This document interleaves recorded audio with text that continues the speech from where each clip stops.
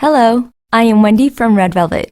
Welcome to Hundertwasser 2016 Special Exhibition in Seoul. Shadow of the Stars. Hundertwasser named all of his artworks, as if naming a newborn child. He would name his work with great care. Sometimes he changed names or asked his friends to name his works. Once he let one of his fans who came to an exhibition name a work. This work has a beautiful name called Shadow of the Stars. The name suits the splendid colors and the dreamy ambience of the work, but it's not easy to interpret the meaning of the name. But because the meaning of the name is not obvious, viewers get drawn to have a closer look at the work. A woman's face, the windows covering her face, the two bottle-like figures and patterned background. It's full of mysteries. Could it be the shadow of the stars that the woman is peering at? Or could the woman be the shadow of the stars herself? There isn't a right answer. Hundertwasser hoped that when the audience looked at his artwork, they would make their own individual film that each of them imagined and edited. He hoped to inspire everybody's creative imagination through his artwork.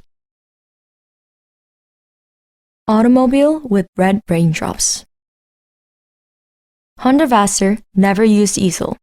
He firmly believed that all horizontal things belong to nature and all vertical things to men, and so it was only natural that he painted only on horizontal surfaces.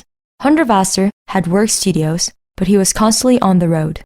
On trains, in boats, in cafes, anywhere he would lay his paper flat and work on them. At times, he would take a piece of paper he was working on and fold it over and over. Then he would work on each folded side at a time. Some of his paintings have no fixed ups and downs, and it's because of this work method. As the name of the painting suggests, Hundertwasser depicted a car in rain.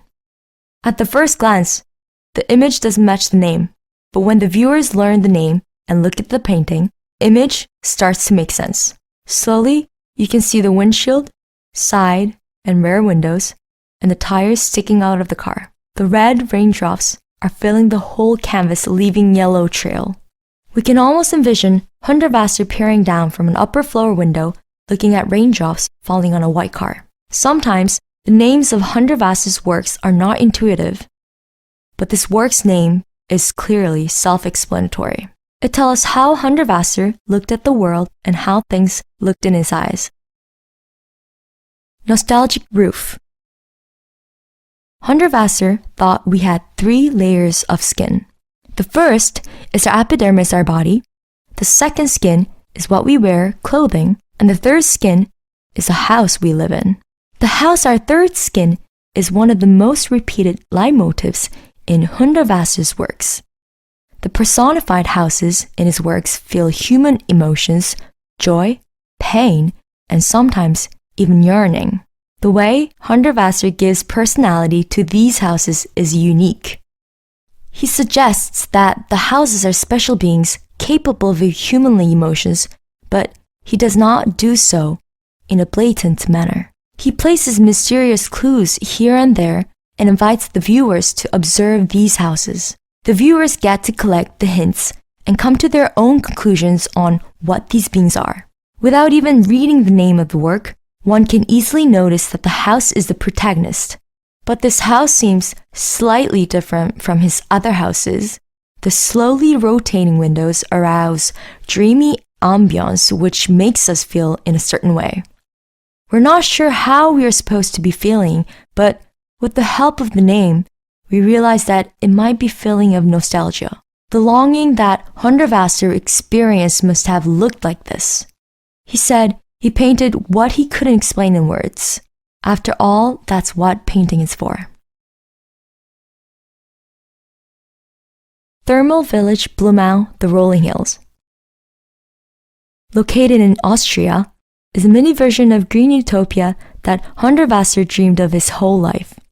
Thermal village Blumau, a resort complex, was a place where Hundertwasser realized his various architectural concepts, such as the eye-slit house, the window right, the forest courtyard house, the rolling hills, and shifted hills houses.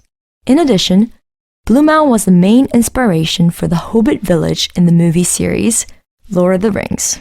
As a place where peaceful coexistence of nature and human became reality, all the buildings are connected in underground and entire rooftops are full of vegetation. The buildings are designed to have plenty of sunlight. Thanks to rooftop gardens, it maintains the optimal temperature level all year round without air conditioning or heating facilities. Every time the result sells a room, it donates €0.6 for the World Wildlife Fund project for the Amazon rainforest. The yearly donation is enough to protect the size of a football field for a year. Even today, thermal village Blumau is a popular attraction for many European newlyweds for honeymoon and for many foreign tourists. If you go across the fields, you arrive at Großbeisenbach. When the viewers look at this work, the three onion-shaped domes are the ones that first attract their attention. The dome, derived from Latin words Domus Dei, which means house of God, is usually used for the roofs of sacred buildings. Of course, Hundertwasser's domes are not meant to be holy. His domes are playful structures characterized by fun colors and animated lines, which he used as his favorite visual elements. Hundertwasser favored intense, brilliant colors and often used complementary colors together to accentuate an organic curves he so loved. The lines, sometimes wide and sometimes narrow, are softly smudged, giving them a more vivid and lively look. This work was produced based on an original painting with the same name. Hundertwasser said he was inspired by the town of Großbeisenbach, which is a small town located in the northern part of Austria, near Hundertwasser's studio. When he ran out of food, he would go through beautiful forest and field to get to this town. Großbeisenbach reminded Hundertwasser of a folktale of Rubizal, the spirit of forest. We can almost see Hundertwasser completely immersed in nature, drawing this fantastical town. Houses in Rain of Blood. When you first looked at this work, how did it make you feel? At first glance, the work seems sad and sorrowful. Hundertwasser created works with houses as the main motif for a period of time. All the houses in these works seem very frail and vulnerable. The vulnerable houses, especially in this work, are closely connected with Hundertwasser's own personal history. Hundertwasser had to experience the brutality of war, and sometimes these painful experiences were reflected in his artworks. It seems as Hundertwasser identified himself with these houses in pain. If you look at the work with your eyes half closed, the houses almost resemble human faces, and red raindrops start to look like teardrops. However, this artwork is not all about sadness and pain. Just as Hundertwasser found hope and the purpose of life in nature, this work tells a story of green hope. The houses are coloring the world, and the roofs with beautiful green, which represent new beginnings. Hundertwasser was well aware that our world is not perfect, knowing too well it was filled with a lot of pain and suffering. But even after all the agonies he had to suffer, he still managed to find beauty in this world. District heating plant Schippetelau. Hundertwasser disliked lifeless, standardized buildings, especially industrial facilities, without any considerations for people. He thought these cold buildings were slowly killing the people living inside, and we were losing too much because of our obsession with so-called progress. Hundertwasser liked being called an architecture doctor. He thought of himself as an architectural doctor who treated ill buildings, carried out various projects transforming dull buildings into creative, ideal places where both human and nature could reside happily. Impressed with the success of Hundertwasser House, the mayor of Vienna, Helmut Zilk, commissioned Hundertwasser for the renovation of the Spittelau district heating plant. Originally, Hundertwasser had opposed the idea. He insisted that waste should not be created in the first place. But eventually, he has taken on the project when he realized that it wasn't possible for a city as large as Vienna not to make any garbage. And he was promised that the facility would be equipped with the state-of-the-art emission purification technology, providing heat for over 60,000 households. Hundertwasser turned this industrial facility, which everyone used to avoid, into a beautiful landmark of Vienna. Sometimes, Hundertwasser spent almost a decade on a project. He wasn't interested in projects for himself. He was only interested in creating green utopia for both nature and men, and he was always willing to invest his time, creativity, and efforts to realize his dream. Ark Noah 2000, You Are a Guest of Nature, Behave. The poster was created for and donated to Ark Noah 2000, a worldwide nature conservation initiative of the German League for the Environment and Nature Conservation. As a painter, Hundertwasser was an artist to the core, enjoying solitude and creating his poetry-like works. Yet, he became a completely different person when he was an environmentalist. He was strategic and was willing to speak in front of people which he normally hated. His speech, Third Skin in the Nude, emphasizing the importance of home, caused great controversies. But the reason and his heart behind the occasion was not widely known. In the picture of the event, Hundertwasser looked simply like an eccentric artist. However, delivering the speech in the nude was extremely difficult for him, but he only did it to draw the public's attention, to arouse their curiosity at least. Likewise, Hundertwasser put much attention on effective public relations when initiating the environment movement, making posters and donating them.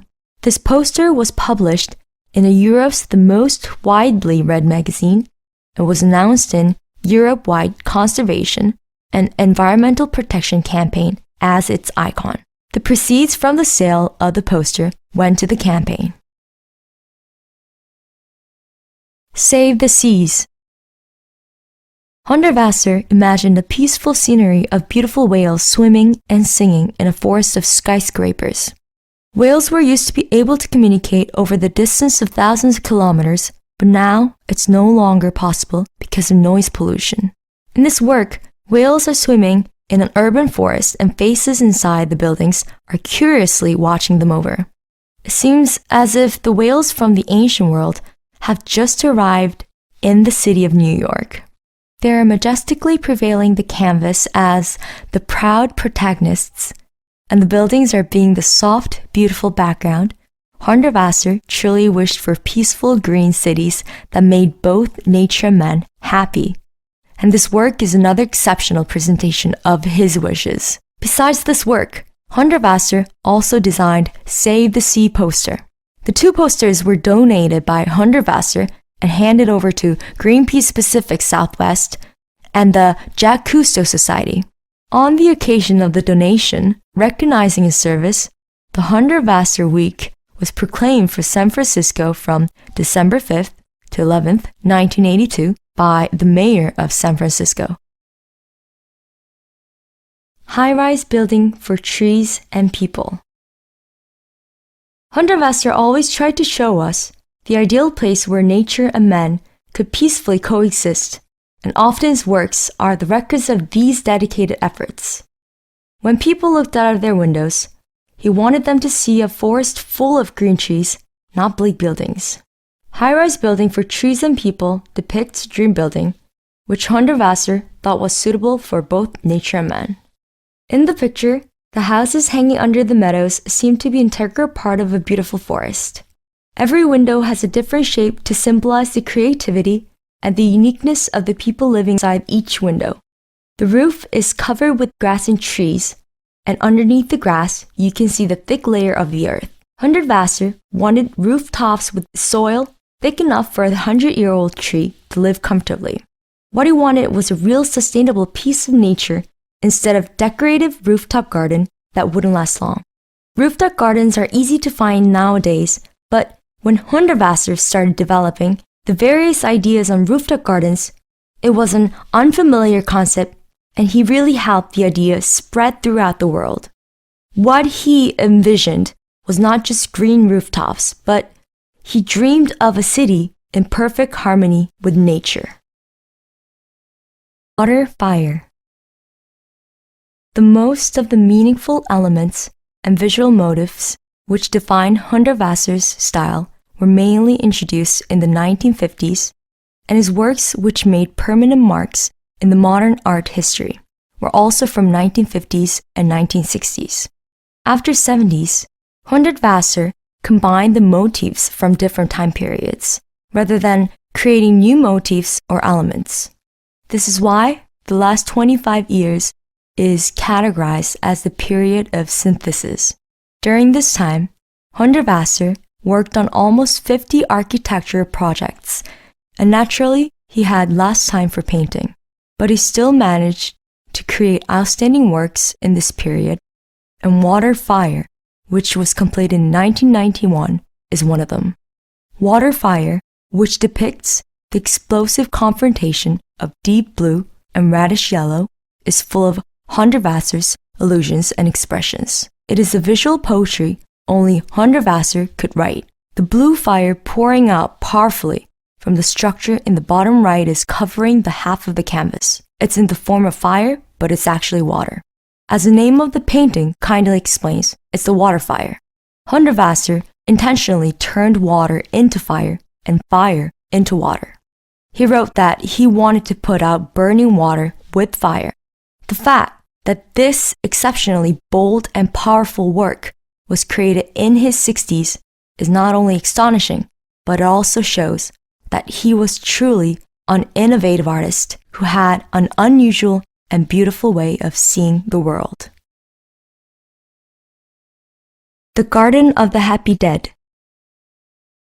The Garden of the Happy Dead is a visual representation of what Friedrich Hundertwasser wanted to achieve through his life and art. Hundertwasser wished to be united with nature, and he dreamed of a harmonious coexistence of nature and men, and of life and death in a never-ending cycle. Naturally, he lived his life accordingly. Hundertwasser truly wished to be a real part of nature, and thus he received a burial permit from the New Zealand government.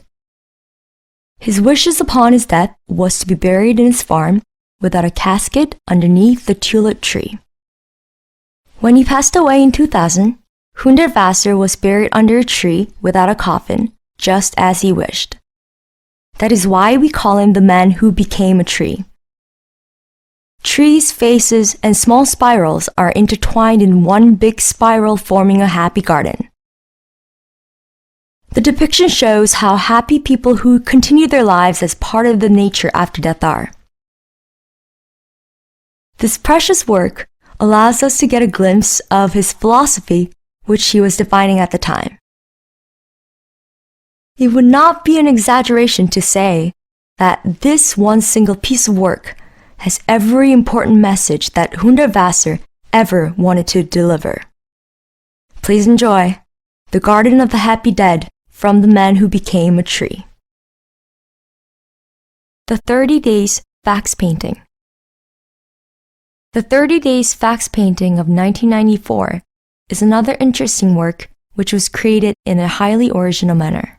Every day for a month, Hundertwasser sent a fax from New Zealand to a woman in Austria with whom he was on close terms, a kind of love letter in installments, a message in drawings.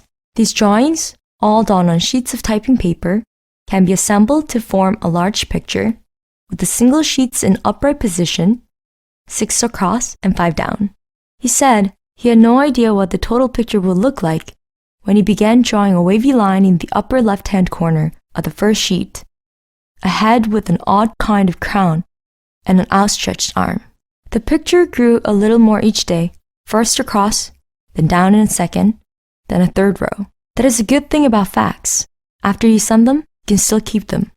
In this way, Hundertwasser was able to work out by what he had done the previous day, how the house and spiral, gardens and trees, paths and windows, cars and hands, tables and ponds, boats and heads, eyes and onion tower could be aligned and connected with another.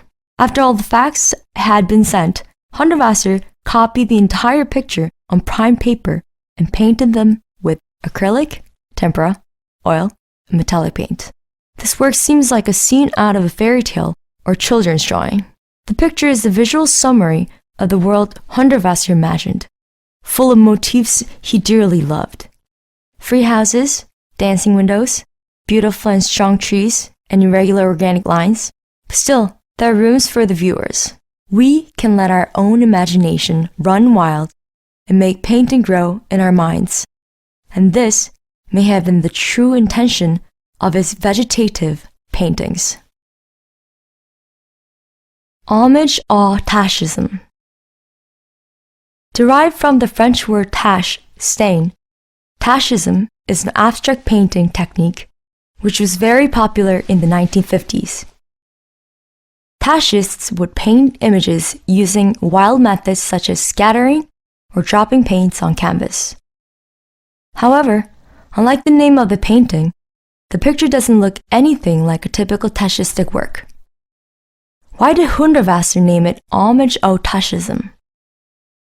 Hundertwasser acknowledged the influence of tachism over the art world at the time, but he felt resistant to the fact the paint, which left the artist's brush or tool-formed images without reflecting the precise intention of the artist. The way he created images was actually the exact opposite of tachism. Hundertwasser created a unique way of painting and named it vegetative method. Literally, Hundertwasser's painting grew like a plant. He would draw a line or add color really slowly and carefully. Although his painting is named Homage au Tachisme, it was actually drawn as a tribute to his friend Arnulf Reiner, who was a loyal follower of tachism. Hundertwasser couldn't agree with his friend or tachistic method, but he accepted their differences and showed his respect through this painting.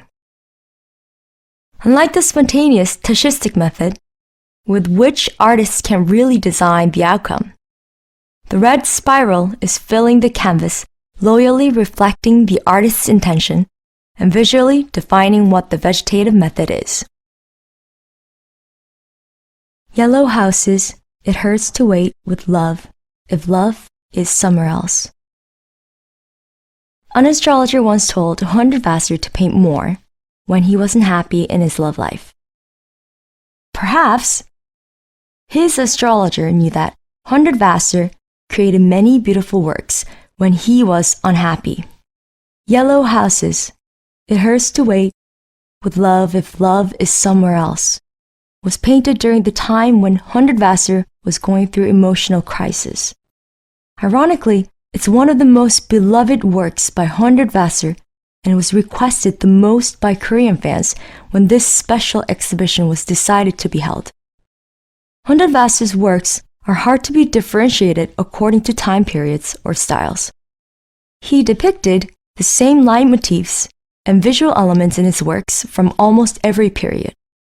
Still, his artistic career can be roughly categorized into several periods such as the period of youth, the naive period, the spiral period, crisis period, and the period of synthesis, and some of these periods overlap. This work was painted during the summer of 1966. Actually, there's a very specific record of when he started working on this painting and when he finished it. And there are several elements which are hard to find in his other works, such as someone's realistic face. Maybe Hundertwasser was trying to portray detailed emotions that he had at the time. And maybe the empty yellow houses made of only the facades indicated the emptiness he was feeling. Loneliness or other emotional pain that an artist feels often leads the artist to really come out of himself and create beautiful works of art. This seems like one of the great ironies that we all experience in life. Something seems to us as bitter trials often turn out to be blessings in disguise. Un chapeau pour Bro. Un chapeau pour Bro was painted by Hundertwasser in memory of a dear friend. In 1949, a 20-something-year-old Hundertwasser left Vienna for a trip to Italy. There, he encountered 3 young travelers in the Tuscany region. Among them was a French painter whom Hundertwasser would become lifelong friends with, René Bro. Hundertwasser followed him to Paris, where they spent several years together. During this time, they worked together on 2 murals. Unfortunately, Bro was never as successful as Hundertwasser. Still, he played an important role helping Hundertwasser define his life and art, and Hundertwasser was infinitely grateful to Bro for opening the door to the world of beauty. After Bro died of a tragic death, Hundertwasser was said to be filled with great sadness, mourning, and remembering his friend for a long time afterward. This work was drawn to remember Bro. The canvas is filled with Bro's faces, and you can notice the hat is filled with small faces, which seem to be also Bro's. Hundertwasser never used easel and always plays the canvas flat when painting. That's why sometimes Hundertwasser's paintings have no fixed ups and downs. In this piece, you can see the small faces more clearly if you look at the painting upside down. Perhaps Hundertwasser wished to store precious memories of Bro in this picture. Hundertwasser always had a different way of seeing and interpreting the world, and this visual commemoration was his unique way of remembering a dear friend.